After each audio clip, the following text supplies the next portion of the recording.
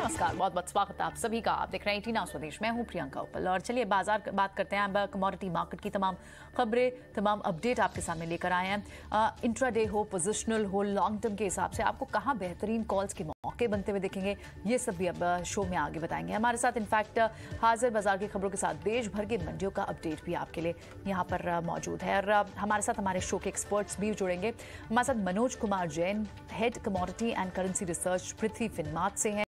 भाविक पटेल हैं जो agro non agro दोनों ही ट्रैक करते हैं। Bhavik Patel senior research analyst है ट्रेड बुल सिक्योरिटी से। और कुणाल शाह हैं, हेड ऑफ कमोडिटी रिसर्च है निर्मल बैंक से। जेंटलमैन, गुड आफ्टरनून, स्वागत है आप सभी का। इनफैक्ट गुड मॉर्निंग, सभी का बहुत बहुत स्वागत है। चलिए, लेकिन सबसे पहले आपकी ट्रेडिंग कॉल्स लें। बाजार की बड़ी बातें इस वक्त, कमोडिटी मार्केट्स की, वायदा बाजार की सारी बातें एक बार समझ लेते हैं कि कौन सी तमाम बड़ी खबरें हैं जिन पर इस वक्त नजर बनाकर रखनी होगी और जिसके बेसिस पर होगी आपकी आज की ट्रेडिंग स्ट्रैटेजी। पहले सबसे पहले बात कर लेते हैं सोने और चांदी की। सोना फेड की फैसले से तेजी, हमें पता था कि ब्याज दरों में बढ़ोतरी होनी है, वहां 75 बीपीएस पॉइंट्स की बढ़ोतरी हुई है और इसका एक सीधा असर बुलियन मार्केट पे पड़ता है। सोने का भाव M6 पर इस वक्त 50,700 के ऊपर है। चांदी में भी इस बढ़ोतरी का असर देखने को मिला है। चांदी का भाव इस वक्त 61,000 के ऊपर चल रहा है, लगभग 61,100 के करीब आपको चांदी का दाम दिखेगा। क्रूड की बात करें तो क्रूड जो जिसे बार बार बात की जा रही है कि क्या ये अब टॉप आउट होता हुआ दिखाई दे रहा है, आज फिलहाल आपको एक रेंज में कारोबार करता हुआ दिखाई दे रहा है। $120 के नीचे इस वक्त आपको ब्रेंट क्रूड ट्रेड होता हुआ दिखाई दे रहा है। आपको याद होगा 123, 124 वहां तक चला गया था हाल ही के दिनों में, वहां से थोड़ी करेक्शन हुई है। नेचुरल गैस की बात करें, आपको याद होगा कि यूएस की नेचुरल गैस में एकदम से सडन डाउनफॉल हुआ था, लगभग 16% का परसों के दिन। लेकिन कल अब थोड़ी सी यहाँ पर एक रीबाउंस देखने को मिली है। मांग में तेजी देखने को मिली है, जिसके चलते हम देख रहे हैं कि नेचुरल गैस के प्राइसेस में थोड़ा सपोर्ट देखने को मिल रहा है। और M6 पर इस वक्त नेचुरल गैस का भाव जो है वो 590 के आसपास है। कॉपर और दूसरी कमोडिटीज़ की बात करें, कॉपर क्योंकि जो मेटल्स होते हैं, चाहे वो एल्यूमिनियम हो, मेटल हो, कॉपर हो, इनका सबका सीधा लेना देना है ग्लोबल प्राइसेस से, ग्लोबली सप्लाई की डिस्क्रप्शन किस तरह से। और चीन में जो हम देख रहे हैं कि वहाँ एक जो इंपॉर्टेंट आईपी फिगर्स आने थे, वो एक बड़ा ट्रिगर था, जिसके चलते हम देख रहे हैं कि वहाँ से थोड़ा सपोर्ट मिला है कॉपर को, जिंक को। कॉपर का लगभग भाव इस वक्त 760 रुपये चल रहा है, जिंक जो है वहाँ 322 रुपये का दाम चल रहा है और एल्यूमिनियम में 222 रुपये के लेवल्स पर इस वक्त ट्रेड कर रहा है। तो ये बड़ी बातें हैं जो हम मेजरली कमोडिटी मार्केट्स में एटलीस्ट हार्ड मेटल्स की बात कर रहे हैं। सॉफ्ट कमोडिटीज़ की भी बात कर लेते हैं एक बार। एग्री मार्केट की इनफैक्ट पहले बात करते हैं। मेंथा ऑयल, यहाँ पर आपको थोड़ी सी कमजोरी दिख रही है, लगभग 0.25% की कमजोरी दिख रही है और जो दाम है वो लगभग 1045 पर चल रहा है। कॉटन, क्योंकि ग्लोबल प्रोडक्शन का इस पर असर पड़ रहा है, ग्लोबल प्रोडक्शन ज़्यादा है तो भाव इस वक्त 47,000 के पार चल रहा है। हल्दी में फिलहाल लेकिन 1% की कमजोरी देखने को मिल रही है। NCDX पर भाव जो है वो 8,000 रुपये के ऊपर है हल्दी कॉन्ट्रैक्ट्स का, और जीरा जो है वो 21,200 के पास चल रहा है। धनिया में भी आपको एक रेंज में कारोबार देखने को मिल रहा है, 11,400 के नीचे है। और साथ ही कैस्टर, वहाँ पर आपको एक थोड़ा सा स्टेबल बिजनेस बनते हुए दिखाई दे रहा है, लगभग 7400 के पास आपको यहाँ पर कैस्टर दिखाई दे रहा है। तो ये बड़ी बातें हैं जो हमें पहले जिनको डाइजेस्ट करना होगा, फिर आप एक बार समझते हैं कि इनके बेसिस पर आज स्ट्रैटेजी क्या डिवाइस कर रहे हैं हमारे एक्सपर्ट्स। मनोज कुमार है हमारे साथ। मनोज, क्या होंगी आपकी ट्रेडिंग बेट्स? सेफ तो एक गोल्ड हेवन की तरह है, सेफ बेट की तरह है, लेकिन जाहिर तौर पर है जब रिस्क ऑन एनवायरनमेंट आपको इक्विटीज में दिखेगा, तमाम एसेट क्लास में दिखाई देगा, तो ये सेफ हेवन इन पर भी इम्पैक्ट नेगेटिवली प्रोपोर्शनेट जरूर होगा। क्या ट्रेड ले रहे हैं आप इस वक्त गोल्ड पर, नेचुरल गैस पर? नेचुरल गैस ने भी एक थोड़ा सा बाउंस तो दिखाया है, और अगर आपकी और दूसरी कुछ ट्रेडिंग कॉल्स हो। Good morning. बिल्कुल, यहाँ पे कल यूएस फेड की तरफ से 75 बेसिस पॉइंट का रेट हाइक किया गया है, जो कि संभावित था। लेकिन जो फेड के कमेंट्स है वो उतने हॉकिश नहीं रहे जितना जो मार्केट एक्सपेक्ट कर रहा था। उसके बाद हमने गोल्ड और सिल्वर में एक अपटिक आते हुए देखा, और गोल्ड की कीमतें जो है वो $1,800 के जो लेवल से उसको कल इंटरनेशनल मार्केट में होल्ड करती हुई दिखी है। जिस तरह से यूएस फेड ने यूएस के ग्रोथ के अनुमान घटाए हैं और जो इन्फ्लेशन का अपवर्ड रिवीजन किया है टारगेट वर्ड्स 2022 के लिए, उसको देखते हुए लग रहा है कि सोने में यहाँ पे सपोर्ट जोन्स जो है वो बने रहेंगे। आज मेरा मानना है कि इंटरनेशनल मार्केट में $1822 के जो स्तर है वो गोल्ड होल्ड करता हुआ दिखेगा और ग्रेजुअली हम कीमतों को फिर एक बार 1850 1860 की तरफ आते हुए देखेंगे। भारतीय बाजारों में यहाँ 50,500 इंट्राडे के लिए एक अहम सपोर्ट रहेगा और वर्तमान लेवल से अगर थोड़ा डिप मिलता है तो 50,500 550 के दायरे में यहाँ बाइंग की जो है रणनीति वो बना के चल सकते हैं। ऊपर में 50,850 तक का जो लक्ष्य है वो इंट्राडे के लिए रख सकते हैं। एक स्टॉप लॉस यहाँ पे 50,280 का लगाना होगा। वहीं अगर चांदी की बात करें तो यहाँ भी जो सोने में जो बढ़त आई है उसका सपोर्ट चांदी में भी देखने को मिला है। चांदी में हमारा मानना है कि इंट्राडे में यहाँ 60,000 के जो स्तर है वो कमोडिटी होल्ड करती हुई दिखेगी और ग्रेजुअली कीमतें फिर एक बार 61,800 62,000 तक के जो लेवल से वो टेस्ट कर सकती है। तो यहाँ सोना और चांदी में बाय ऑन डिप की रणनीति जो है वो बना करके चलना चाहिए। और डिप की स्ट्रैटेजी आपको बुलियन मार्केट्स यानी गोल्ड और सिल्वर दोनों में ही मनोज दे रहे हैं। उनसे उनकी नेचुरल गैस पे भी कॉल समझेंगे, प्लस एग्री कमोडिटी पे वो क्या ट्रेड सेटअप ले रहे हैं उस पर भी बात करेंगे। लेकिन इस बीच भाविक पटेल भी है हमारे साथ, उनका क्या व्यू निकल के आ रहा है। भाविक, आप गोल्ड पे क्या कॉल ले रहे हैं? जी, मुझे भी बाय ऑन डिप्स की स्ट्रेटेजी लग रही है, क्योंकि कल अगर हमने देखा तो जब फेड का स्टेटमेंट रिलीज हुआ उसके बाद $22 हमने अपसाइड देखने को मिला, क्योंकि ऑलरेडी मार्केट ने 75 बेसिस रेट हाइक जो था वो ऑलरेडी एक्सपेक्ट कर दिया था। और दूसरी अगर देखें तो फेड की इतनी हॉकिश स्टेटमेंट नहीं है कि जहां पे उन्होंने बोला है कि at least end of the year वो 3.4% रेट इंटरेस्ट रेट लाएंगे, बट उन्होंने वो भी बोला है कि न्यूट्रल रेट जब 2.5% के ऊपर जब जाएगा तो वो लोग 50 या 75 बेसिस पॉइंट नहीं but only 25 basis point rate hike करेंगे। तो कहीं ना कहीं मार्केट के लिए ये थोड़ा अच्छा रहा है कि एकदम एग्रेसिव फेड ने नहीं रेट हाइक किया। और वैसे भी अगर टेक्निकली भी देखें तो मुझे लग रहा है कि 1800 का जो एक बॉटम है वो शॉर्ट टर्म बॉटम बन चुका है गोल्ड में, और यहाँ से एटलीस्ट 1850 से 1860 के करीब ऊपर की जगह मिल सकती है।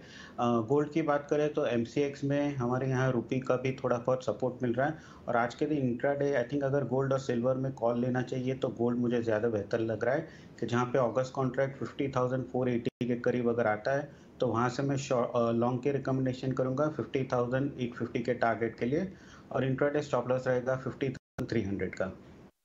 ओके, ऑलराइट, तो गोल्ड पे ये स्ट्रैटेजी आपकी रहेगी। और एक बार कुणाल को भी चलिए शो में शामिल कर लेते हैं। कुणाल, आपकी क्या कॉल रहेगी बुलियन मार्केट्स पे? जी, मेरा व्यू गोल्ड में तेजी का है। मुझे लग रहा है कि गोल्ड के प्राइसेस ये जो पूरे वर्ल्ड में है, फेड टाइटनिंग कर रहा है तो ग्रोथ बहुत बैडली हिट होगा, और सेफ हेवन इंस्ट्रूमेंट है जैसे गोल्ड है जो हमेशा फियर जब फाइनेंशियल मार्केट में बढ़ता है तब फियर के कारण गोल्ड बढ़ता है। तो ऑलरेडी हमने गोल्ड में करेक्शन देख लिया on account of rate hike और जो टेपरिंग होने वाला है फेडरल रिजर्व की ओर से, वो सबका जो इफेक्ट आना चाहिए वो ऑलरेडी गोल्ड के प्राइसेस में हमने आते हुए देख लिया है। तो मैं मौजूदा स्तर से तेजी में हूँ। 50,600 में आप बाय कर सकते हैं 51,200 के टारगेट्स के लिए, और स्टॉप लॉस रखना होगा आपको 50,400 का। तो ब्याज दरों में बढ़ोतरी हुई, बुलियन मार्केट्स में भी आपको तेजी देखने को मिल रही है। सोना हो चांदी हो वहां पर आपको तेजी देखने को मिल रही है। एक बार चलिए गोल्ड की, सिल्वर की, इन ग्राफिक्स को भी स्क्रीन पर लेकर आते हैं, इनकी थोड़ी सी चाल को समझने की कोशिश करते हैं। M6 गोल्ड यानी 50,600 के ऊपर है, आपको लगभग 200 रुपए की तेजी देखने को मिल रही है। M6 चांदी में भी आपको 400 रुपए की तेजी देखने को मिल रही है। कॉमेक्स पर अगर भाव बात करें डॉलर्स में तो वो लगभग 1835 के करीब है गोल्ड का, और करीब $15 तक की मजबूती आपको देखने को मिल रही है कॉमेक्स पर भाव के, गोल्ड के भाव। और कॉमेक्स सिल्वर इस वक्त $21 के ऊपर है, लगभग 1.25% की यहाँ बढ़ोतरी देखने को मिल रही है। बुलियन मार्केट के बड़े ट्रिगर्स क्या होते हैं? जब भी डॉलर इंडेक्स में हम कमजोरी देखते हैं, अभी डॉलर इंडेक्स हमने देखा था 105.2425 के पास चला गया था, ऑल टाइम हाई के आसपास इनफैक्ट अभी था, लेकिन वहां से थोड़ी करेक्शन हुई है। तो US डॉलर इंडेक्स जब थोड़ा करेक्ट होता है तो बुलियन मार्केट को एक सपोर्ट मिलता है। आप वही सपोर्ट देख रहे हैं। 10 ईयर बॉन्ड यील्ड जो है वो 3.25 के ऊपर चली गई, 3.4 के इनफैक्ट ऊपर चली गई थी, वहां पे थोड़ी कमजोरी हुई है। सो ये बड़े ट्रिगर्स है जो बुलियन मार्केट्स के लिए प्ले आउट करते हैं, और वो अभी आपको दिख भी रहे हैं। ब्याज दरें लगभग 28 सालों के बाद इतना बड़ा एक जो हाइक लिया है वो क्लियरली आपको प्ले आउट होता हुआ दिखाई दिखाई दे रहा है बाजार पर। एक बार वेरी क्विकली दूसरे एसेट क्लास, दूसरे कमोडिटीज को भी देख लेते हैं। ऑयल को देख लेते हैं, क्रूड, क्योंकि क्रूड एक बड़ा कंसर्न है ग्लोबली। जो बाजार परेशान है वो इन्फ्लेशन से परेशान है और यहाँ पर क्रूड एक फैक्टर तो है, लेकिन इस वक्त आपको क्रूड एक रेंज में दिखाई दे रहा है, लगभग $120 के करीब क्रूड है। यहाँ पर थोड़े से जो प्राइसेस नीचे आए हैं और वो बहुत हद तक फेड की, FOMC की इस बैठक के नतीजे पे बहुत कुछ डिपेंडेंट था। क्रूड पर क्या कोई ट्रेड है आपका भी मनोज, या फिर कुछ और दूसरे ट्रेड जो आप शेयर करना चाहें, एग्री से रिलेटेड, नेचुरल गैस से रिलेटेड? मेरा मानना है कि $120 के ऊपर क्रूड ऑयल सस्टेन नहीं होता हुआ दिख रहा है और हम देख रहे हैं कि बार बार वो लेवल पर रेजिस्टेंस देखने को मिल रहा है। अभी ये सप्ताह भी हमने कीमतों को 122-23 तक जाते हुए देखा था, लेकिन वहां से एक शार्प फॉल देखने को मिला है। जिस तरह से यूएस फेड ने जो है ग्रोथ के अनुमान हटाए हैं, तो कहीं ना कहीं यहाँ पे जो डिमांड है वो अगले क्वार्टर में कमजोर पड़ती हुई दिखेगी। तो क्रूड में यहाँ बाइंग का रिकमेंडेशन नहीं रहेगा। हाँ, अगर कीमतें $120 के आसपास आती है, भारतीय बाजारों में 9,400 के आसपास के लेवल्स मिलते हैं, तो वहाँ शॉर्ट जो है वो कर सकते हैं। इसके विपरीत यहाँ पे नेचुरल गैस में हमने एक अच्छी करेक्शन देखी और जिस तरह से जो यूरोप में डिमांड अभी भी बेहतर है, उसका यहाँ पे सपोर्ट जो है नेचुरल गैस के प्राइसेस में देखने को मिल रहा है। तो यहाँ पे कीमतें अगर 580 के लेवल्स के आसपास आती है तो बाय कर सकते हैं। 566 का स्टॉप लॉस लगाकर ऊपर में 608 तक के जो लक्ष्य है वो यहाँ रख सकते हैं। नेचुरल गैस के दाम है, नेचुरल गैस हमको याद होगा 16% तक यूएस में प्लम्प्ट हुए थे और अभी फिलहाल थोड़ा सा यहाँ से बाउंस बैक हुआ, जिसके चलते आप यहाँ एक सपोर्ट देख रहे हैं। लेकिन बड़ा ट्रिगर जो इस वक्त कमोडिटी मार्केट्स के लिए, इक्विटी मार्केट्स के लिए, सभी एसेट क्लासेस के लिए, वो है यूएस फेड की ब्याज दरें बढ़ाना। और उस पर लगातार हम चर्चा भी कर रहे हैं कि 28 साल में ये इतनी बड़ी एक बढ़त देखने को मिली है। यहाँ पर जो बड़े ट्रिगर्स क्रूड के लिए रहेंगे, किस वजह से क्रूड एक रेंज में आ सकता है, या फिर क्या कहीं से किसी तरह के आगे ट्रिगर्स देखने को मिलेंगे? तो कुछ हाईलाइट कर देते हैं कुछ इंपॉर्टेंट पॉइंट्स, क्योंकि अभी फिलहाल क्रूड के स्टॉक में, आपको स्टॉक की बात करें, वहाँ हल्की मजबूती देखने को मिली है। ओपेक के उत्पादन में फिलहाल गिरावट की बात हो रही है और ओपेक लगातार कह भी रहा है कि अपने प्रोडक्शन के लेवल्स को स्टिल रखेगा, बढ़ाएगा नहीं। लीबिया में राजनीतिक अस्थिरता है, जिससे कि आप प्रोडक्शन पर एक असर देख रहे हैं। चीन में आप फिर से एक फ्रेश लॉकडाउन की बात सामने आ रही हैं, तो सप्लाई की चिंता है और सप्लाई के कंसर्न जब चीन से आते हैं तो हम देखते हैं कि वहाँ मांग में थोड़ी कमी आ जाती है। तो क्रूड की जब डिमांड इम्पैक्ट होनी एंटिसिपेट होती है बाजारों को, तो क्रूड के प्राइस भी नीचे आते हैं। तो ये एक बड़े ट्रिगर्स भी हैं जिसके कारण हम क्रूड को थोड़ा सॉफ्ट होते हुए भी देख रहे हैं। कुछ और कॉल्स आपकी होंगी क्या यहाँ भाविक, जो आप लेना चाहें नेचुरल गैस पे या एग्री पे? अच्छी देखिए, नेचुरल गैस में हमने देखा है कि बिगेस्ट प्लंज हिस्ट्री में हुआ था नेचुरल गैस में, और आई थिंक फ्यूचर्स में कल रिबाउंड भी थोड़ा देखने को मिला था। बट ओवरऑल मुझे लग रहा है कि कहीं ना कहीं थोड़ी और बाइंग आ सकती है, क्योंकि अगर देखें फोकस फैक्टर्स फंडामेंटल्स के, तो फिर भी पॉजिटिव है, क्योंकि यूरोप में अभी भी डिमांड यूएस की शेल की नेचुरल गैस की है वो ज़्यादा ही है। और जून में यूएस का अगर हम देखें महीना, तो आई थिंक हिस्टोरिकली सबसे हाई हीट का रहेगा, तो वहाँ से भी एक डिमांड एयर कंडीशन और कूल ऑफ की देखने को मिल सकती है। तो मुझे लग रहा है कि आगे जाके भी प्राइसेस में हम थोड़ा बहुत बाउंस बैक देख सकते हैं। तो नेचुरल गैस जो कॉन्ट्रैक्ट है अराउंड 27 जून, वो 560 से 565 के करीब अगर आता है, तो मैं वहाँ से लॉन्ग करने की पोजीशन की रिकमेंडेशन करूँगा 600 के टारगेट के लिए, और स्टॉप लॉस रहेगा 545। बट इंट्राडे नहीं होगा, ये पोजीशनल कॉल होगा, क्योंकि इंट्राडे में हमने काफ़ी देखा है कि वॉलेटिलिटी होती है। तो पोजीशनली अराउंड 565 560 के करीब आता है, तो एक बार लॉन्ग कर सकते हैं। ठीक है, ऑल राइट, ठीक है। एक बार एग्री कमोडिटीज़ को भी देख लेते हैं और उनकी चाल को एक बार डिस्कस कर लेते हैं हमारे एक्सपर्ट्स के जरिए। पहले आप आज मसाला कारोबार दायरे में रहने की उम्मीद है। एक बार वो कुछ पॉइंटर्स भी हम अपने डायरेक्टर साहब को बोलेंगे कि वो लेकर आए। एनसीडीएक्स धनिया वायदा 11,400 के ऊपर चल रहा है, लगभग यहाँ पर 75 बेसिस पॉइंट की 0.75% की बढ़त यहाँ दिख रही है। इसी तरह से हल्दी में जो वायदा बाजार है, वो वायदा कारोबार है, वो 8,000 कॉन्ट्रैक्ट्स जो है वो 8,000 के नीचे चल रहे हैं, यहाँ लगभग गिरावट देखने को मिल रही है।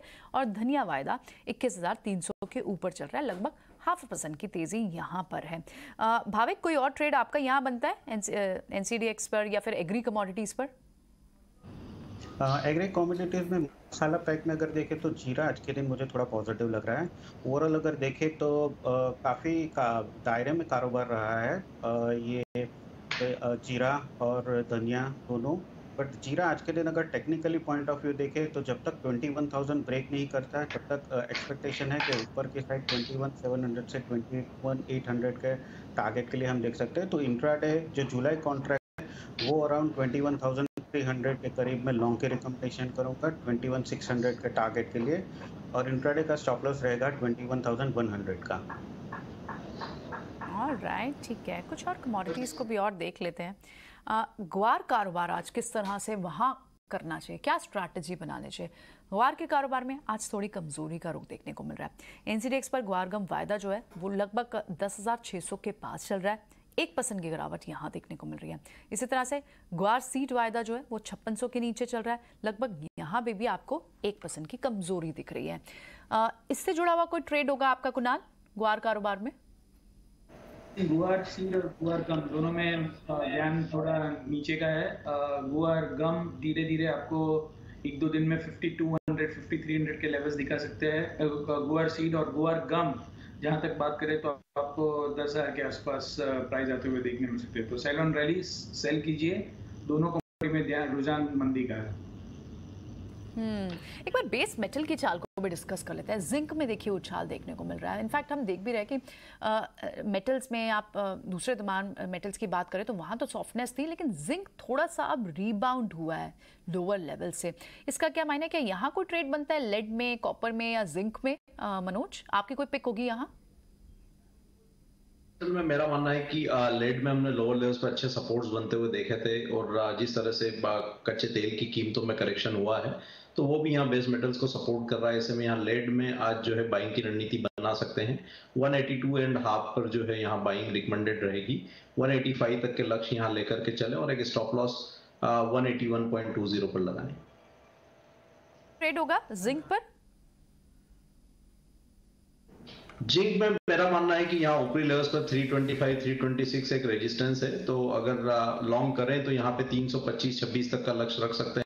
लेकिन हमने ऑलरेडी लोअर लेवल से एक अच्छी बढ़त जो यहाँ आते हुए देखी है, तो लॉन्ग की पोजीशन में एक बार मुनाफा वसूली की रणनीति रखें। फ्रेश बाइंग के लिए थोड़े डिप का वेट यहाँ पे करके चलना चाहिए। इस तरह से एक बार कॉपर और एल्यूमिनियम की चाल को भी देख लेते हैं। एल्यूमिनियम हम देख भी रहे थे कि एलएमई इंडेक्स पर एल्यूमिनियम के प्राइसेस पीछे गिरे और उसका एक क्लियर इम्पैक्ट आपको इक्विटीज़ में भी देखने को मिला। जो एल्यूमिनियम स्टॉक से आप यहाँ पर भी देख रहे हैं, एनसीडीएक्स पर भी जो कॉपर एमसीएक्स है उसके भाव देख रहे हैं, लेकिन आज यहाँ पर भी एक रीबाउंड है। इसको कैसे देखना चाहिए? हालांकि जितने भी मेटल्स हैं वो कहीं ना कहीं इम्पैक्ट जरूर होंगे। चाइना में अगर स्लो डाउन की बात लगातार हो रही है, फ्रेश लॉकडाउन की बात हो रही है, तो ये क्या एक सिर्फ रीबाउंड की तरह है? अभी कंसर्न्स बने रहेंगे? आपको क्या लगता है कुणाल, कैसे ट्रेड करना चाहिए कॉपर को या जिंक को? जो फंडामेंटल है कॉपर और जिंक के वो बेरिश है बिकॉज ऑफ ये जो फेड ने टाइटनिंग करने की बात की है और एग्रेसिव टाइटनिंग, तो इसमें कमोडिटी में लंबी तेजी नहीं हो सकती है। मैं उछाले पे बेचना ही रिकमेंड करूँगा। बट दूसरी साइड पे चाइना जो पैकेज या स्टिमुलेट करने की बात कर रहे हैं उनकी इकोनॉमी को, उसके कारण बड़ी मंदी नहीं आ रही है। सो मैं अराउंड 765 के आसपास कॉपर बेचना रिकमेंड करूँगा, और मुझे लग रहा है फिर से नीचे में आपको 750 के टारगेट्स मिल सकते हैं। 768 के ऊपर नहीं जाना चाहिए। आईआईपी आंकड़े भी अच्छा है, उससे भी एक सपोर्ट मेटल्स को आप देख रहे हैं। तो ये ग्लोबली प्राइजेस हैं, जो ग्लोबली ट्रिगर्स हैं, जिसके चलते आप आज मेटल्स में, कमोडिटीज में, बेस मेटल में वहां पर एक उछाल देख रहे हैं। लेकिन सेल ऑन राइज यहाँ पर उछाल बहुत ज्यादा सस्टेन करेगा नहीं। मनोज, आपका क्या कहना है? बिल्कुल, यहाँ पे मैं भी कुणाल से सहमत हूँ। हम देख रहे हैं कि कॉपर में ऊपरी लेवल्स पे बार बार रेजिस्टेंस बनते हुए दिख रहे हैं। एलएमई पर कीमतें जो है $9,500 के ऊपर टिक नहीं पा रही है, तो सेल ऑन राइज की रणनीति कर सकते हैं। 770 के ऊपर यहाँ कीमतें सस्टेन होगी तो ही मजबूती देखने को मिलेगी। अभी एक दायरे में यहाँ कमोडिटी 740 से 770 की रेंज में ट्रेड कर सकती है, तो रेंज में यहाँ प्ले कर सकते हैं। उछाले में बेचे, नीचे में 740-50 के रेंज में आए तो वहां पे शॉर्ट की पोजीशन कवर करें। कुछ और ट्रेड देख लेते हैं। कॉटन पर कोई आपका ट्रेड होगा क्या यहाँ पर, भाविक? जी देखिए, कॉटन में अगर हम देखें तो प्राइसेस में थोड़ा बहुत उछाल आया है, क्योंकि आइस में रिकॉर्ड स्तर के हाई बनाने के बाद थोड़ा बहुत नीचे आया। और हमारे यहाँ अगर इंडिया की डिमांड देखें तो इंडिया की डिमांड कम ही हो गई है। इनफैक्ट साउथ के सारे मिल्स जो है उन्होंने लेना भी बंद कर दिया है। तो आई थिंक अभी लग रहा है कि थोड़ा बहुत बॉटम आउट हो गया है। और इनफैक्ट जो सोइंग की अभी सीजन भी है उसमें भी अगर डेटा देखें देखें तो लास्ट ईयर से अभी तक सोइंग की सीजन में 10% कम सोइंग हुआ है, तो उसकी वजह से भी प्राइसेस में सपोर्ट मिल रहा है। तो आई थिंक कॉपर जो 30 जून का कॉटन का कॉन्ट्रैक्ट है वो अराउंड 46,900 के करीब मैं लॉन्ग की रिकमेंडेशन करूंगा 47,300 के टारगेट के लिए, और इंट्राडे स्टॉप लॉस रहेगा 46,600 का। दैट बीइंग सेड मुझे नहीं लग रहा है कि ज़्यादा कॉटन में तेज़ी आएगी, बट हाँ 1 से 2 दिन या अभी जब तक सोइंग सीजन की जो डेटा नहीं आते ज़्यादा, तब तक एटलीस्ट थोड़ी बहुत तेज़ी देखने को बनी रहेगी। ठीक है, थोड़ी बहुत तेज़ी रहेगी, लेकिन कितनी सस्टेन करेगी वो एक वाकई बात देखने वाली है। It's a different debate all together. बहुत बहुत शुक्रिया मनोज, भाविक, कुणाल, आप तीनों का बहुत बहुत शुक्रिया। आज आपने समय दिया और ये इनसाइट्स और ये ट्रेडिंग पिक्स हमारे व्यूअर्स तक शेयर की। और इसी के साथ इस शो को फिलहाल यहीं